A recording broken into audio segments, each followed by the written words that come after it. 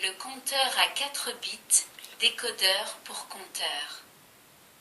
1, 5. Le compteur à 4 bits. Reprenons l'examen du compteur synchrone de module 16 vu dans la théorie précédente. Le circuit et les niveaux de tension sur les 4 sorties sont représentés figure 9. Le circuit possède 16 états, il passe de l'un à l'autre à chaque impulsion d'horloge. Les états se distinguent entre eux, en observant le niveau de tension présent sur chaque sortie.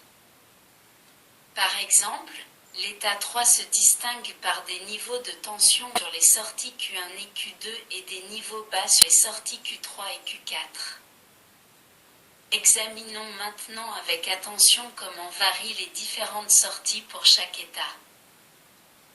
Comme vous pouvez l'observer, la sortie Q1 change de niveau à chaque impulsion d'horloge et plus précisément sur son front de montée. Q2 change par contre toutes les 2 impulsions, Q3 toutes les 4 et Q4 toutes les 8 impulsions. Le nombre d'impulsions d'horloge nécessaires pour faire changer d'état une bascule est de 1 pour Q1, 2 pour Q2, 4 pour Q3, 8 pour Q4, comme le résume le tableau de la figure 10. Figure 10. Chaque sortie du compteur a un poids double de la précédente. Sortie. Poids. Q1. 1. Q2. 2. Q3. 4. Q4. 8. On peut attribuer à chaque sortie le chiffre binaire 1, si elle est au niveau H, et le chiffre binaire 0 lorsqu'elle est au niveau L, tel que représenté figure 11. En comparant cette table avec celle de la figure 7, on voit que dans la dernière colonne des 2 tables on retrouve une numération en code binaire. En outre, le poids de chaque chiffre correspond au poids de chaque sortie. Le compteur utilise donc le code binaire. Ces sorties donnent un nombre binaire qui, traduit en code décimal, indique directement l'état atteint par le compteur et donc le nombre d'impulsions d'horloge parvenues jusqu'à cet instant. En pratique, le numéro de chaque état correspond au nombre d'impulsions d'horloge nécessaires pour arriver à cet état en partant de l'état 0. Vous pouvez voir que la sortie la plus éloignée de l'entrée, c'est-à-dire Q4 est celle de plus grand poids, elle correspond au bit le plus important du nombre binaire dont le poids est 8. On appelle ce bit le plus significatif, figure 12, en abrégé MSB. Initiale des mots anglais most significant bit, c'est-à-dire bit le plus significatif. La sortie Q1 correspond au bit le moins important, son poids est 1, il est appelé bit le moins significatif, en abrégé LSB. Initiale des mots anglais liste significant bit. 1, 6. Décodeur pour compteur. Nous avons vu que la plupart des compteurs comptent en code binaire. Il est cependant utile, et même nécessaire, de décoder les sorties en envoyant les signaux correspondant à des circuits appropriés qui, sans altérer les informations transmises, transforment le code de base en un autre, d'exploitation plus commode. On peut, par exemple, avec un circuit décodeur approprié, obtenir directement au lieu des 4 bits habituels, ces informations, 1 ou 0, disponibles sur 16 sorties différentes et commander ainsi l'allumage de LED représentant les codes décimaux 0 à 15. Dans la figure 13, vous pouvez voir le schéma synoptique du système compteur binaire décodeur décimal. Du point de vue circuit, un décodeur de ce type n'est pas très complexe. À chaque sortie du compteur correspond un réseau de portes et d'inverseurs choisis convenablement. Par exemple, pour le nombre 7, on aura le réseau de la figure 14.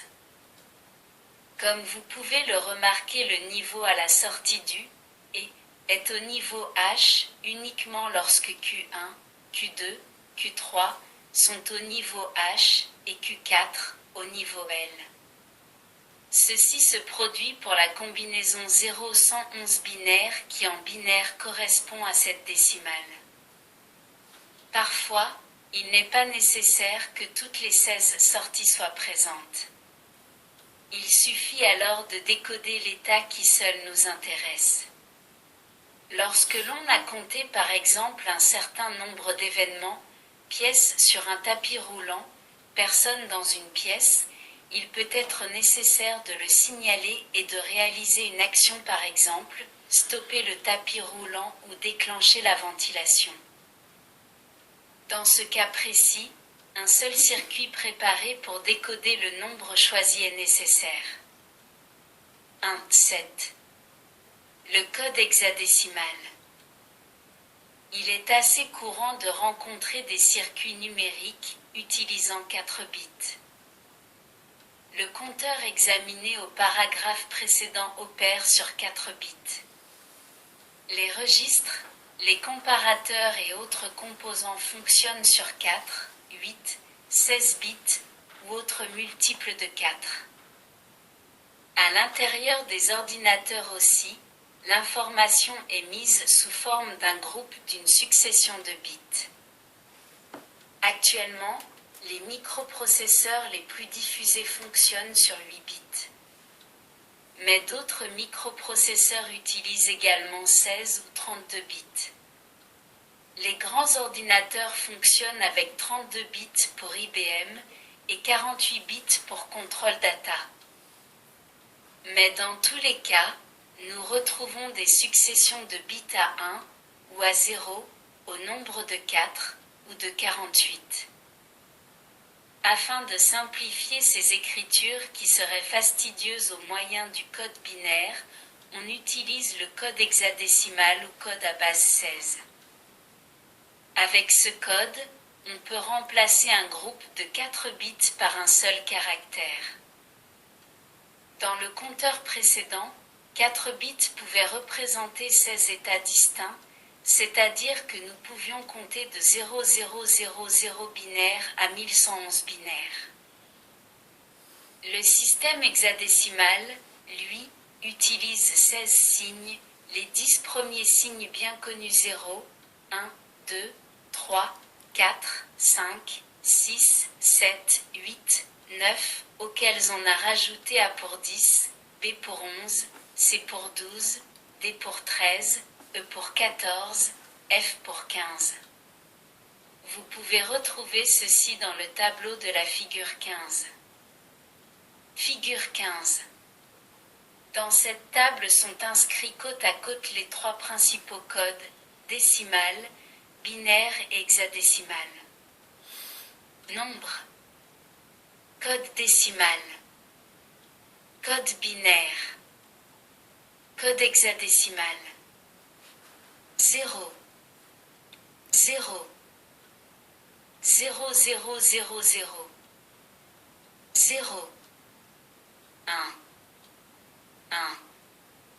0, 0, 0, 1. 1. 2. 2. 0, 0, 10. 2. 3. 3. 0, 0, 11. 3. 4. 4. 0, 100. 4. 5. 5. 0, 101. 5. 6. 6. 0, 110. 6. 7. 7. 0, 111. 7. 8. 8. 1000. 9, 9, 1001, 9, 10, 10, 1010, A, 11, 11, 1011, B, 12, 12, 1100, C, 13, 13, 1101, D, 14, 14, 1110, E, 15, 15, 1111, F. Contrairement à ce que l'on peut penser, le code hexadécimal ne représente pas une complication, mais au contraire une simplification car il permet de transcrire de manière plus brève les nombres binaires généralement assez longs.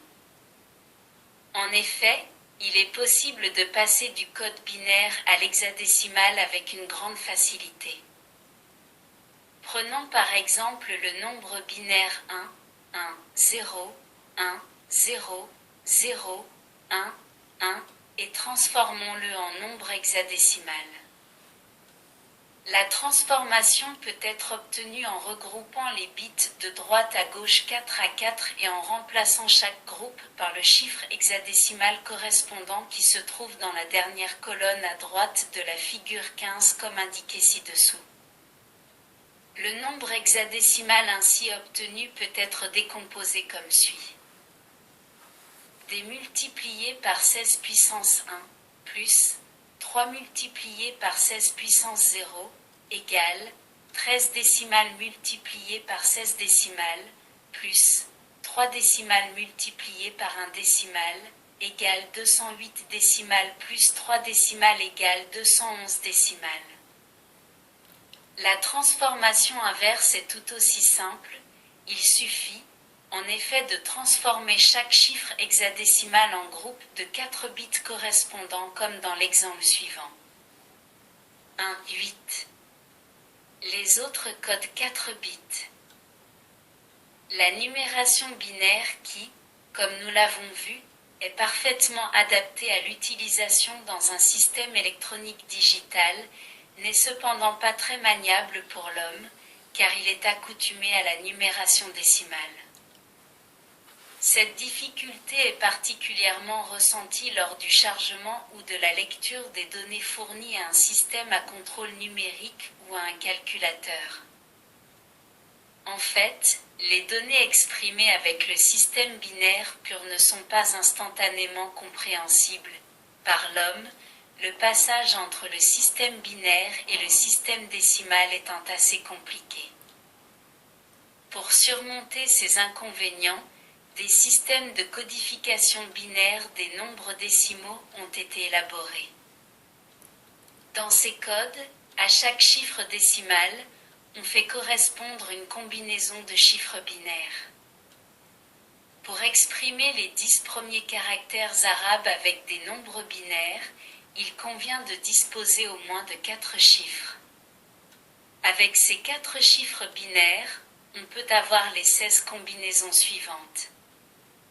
0, 0, 0, 0, 0, 100, 1000, 1100, 0, 0, 0, 1, 0, 101, 1001, 1101, 0, 0, 10, 0, 110, 1010, 1110, 0, 0, 11, 0, 111, 1011, 1111.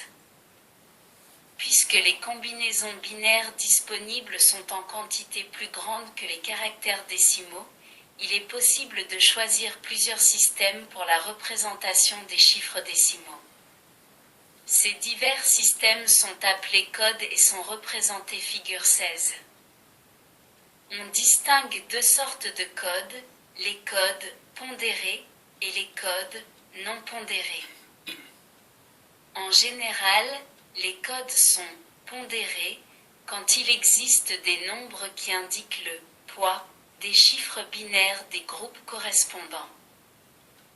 En multipliant ces nombres par les chiffres binaires correspondants, on obtient l'équivalence décimale. Tous les autres codes dans lesquels on ne peut repérer le poids des chiffres binaires des groupes correspondants sont appelés non pondérés et sont élaborés sur une base à développement mathématique complexe ou plus simplement sont caractérisés par des tables faites spécialement. Différents codes ont été imaginés, ayant diverses propriétés logiques et arithmétiques. Le choix de l'un ou de l'autre type de code dépend exclusivement des applications auxquelles il est destiné. Dans le tableau de la figure 16, sont reportés quelques-uns des codes les plus courants. 1, 8. 1.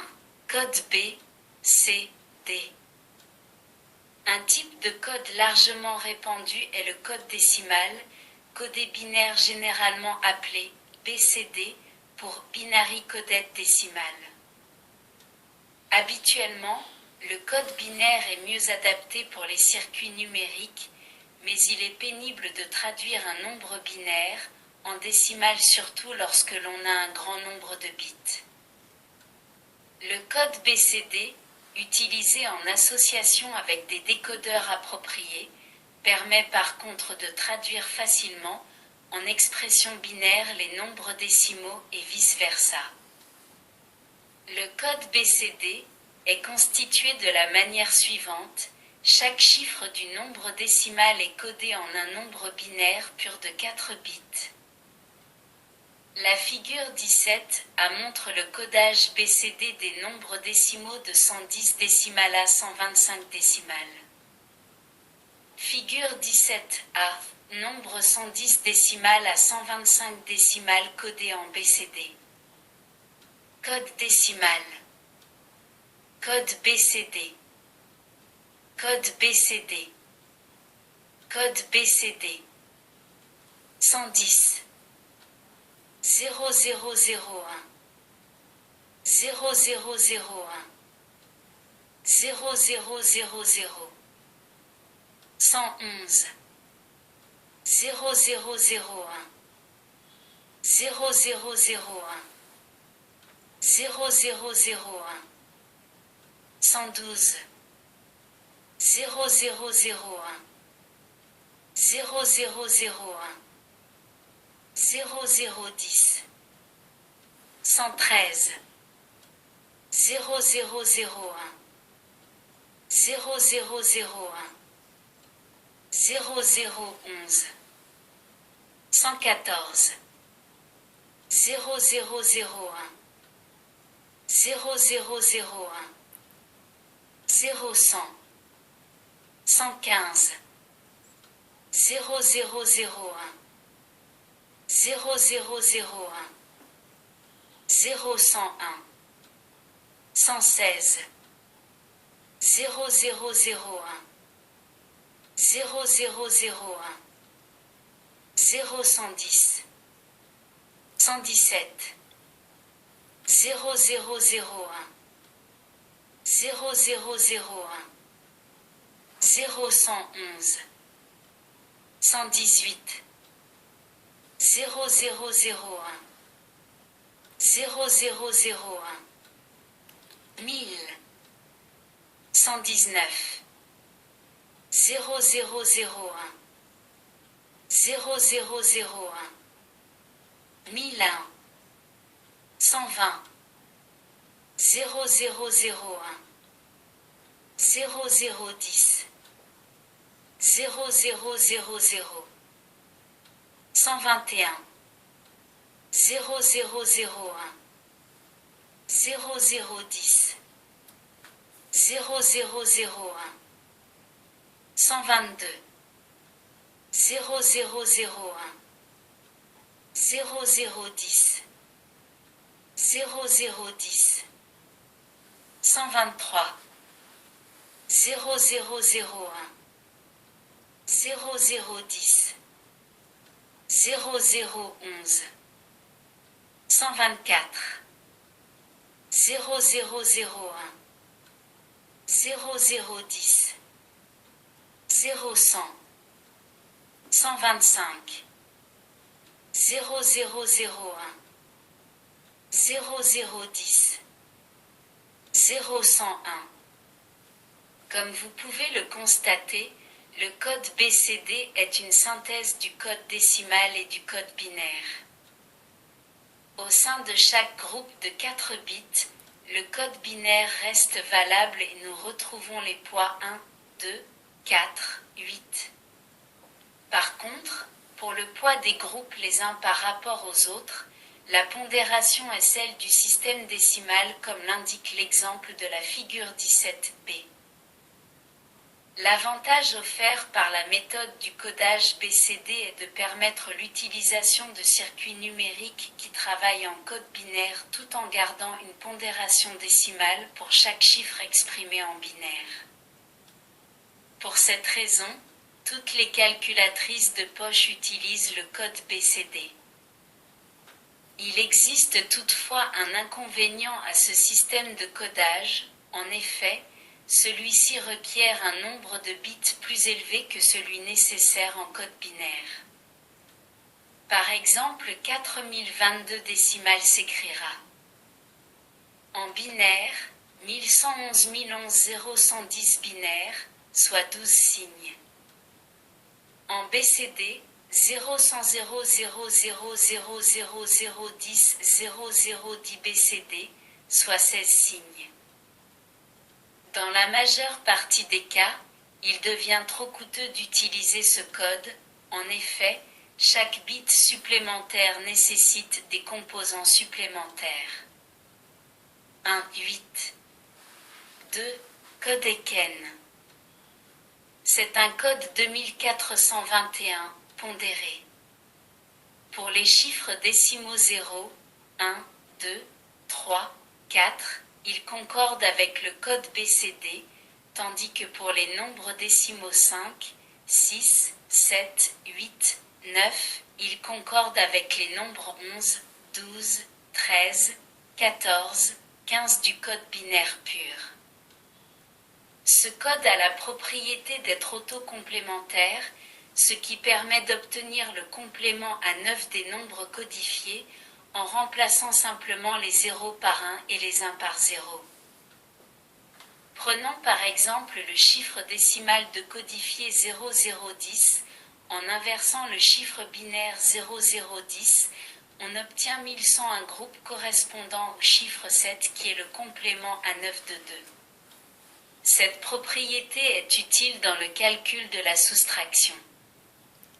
Par exemple, le nombre 63 en code EKEN est écrit de cette manière, 1100 0011. 1, 8. 3. Code plus 3. Ce code est aussi appelé STIBIS du nom de son inventeur et c'est un code non pondéré. Il utilise les combinaisons de 4 chiffres du binaire pur compris entre les nombres décimaux 3 et 12. Chaque nombre s'obtient en ajoutant 3 à chaque chiffre du nombre décimal et en le codant en BCD. Dans ce système n'apparaissent pas les combinaisons 0000 et 1111. Par exemple, le nombre 63 en code plus 3 s'écrit 110. 1, 8. 4. Code Gray. Ce code, lui aussi non pondéré, a la propriété de présenter dans le passage d'un nombre au suivant la variation d'un seul bit, c'est-à-dire d'un seul chiffre du groupe binaire. Il présente un risque d'aléa plus faible en séquentiel. Cliquez ici pour la leçon suivante ou dans le... Dans ce code, le nombre décimal 63 est écrit 0100 à 0010. En plus des codes décrits, il en existe d'autres ayant des propriétés variées mais qui ne seront pas examinées car ils sortent du cadre des leçons présentes dans l'ensemble des cours.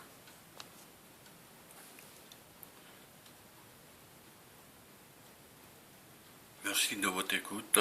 À bientôt.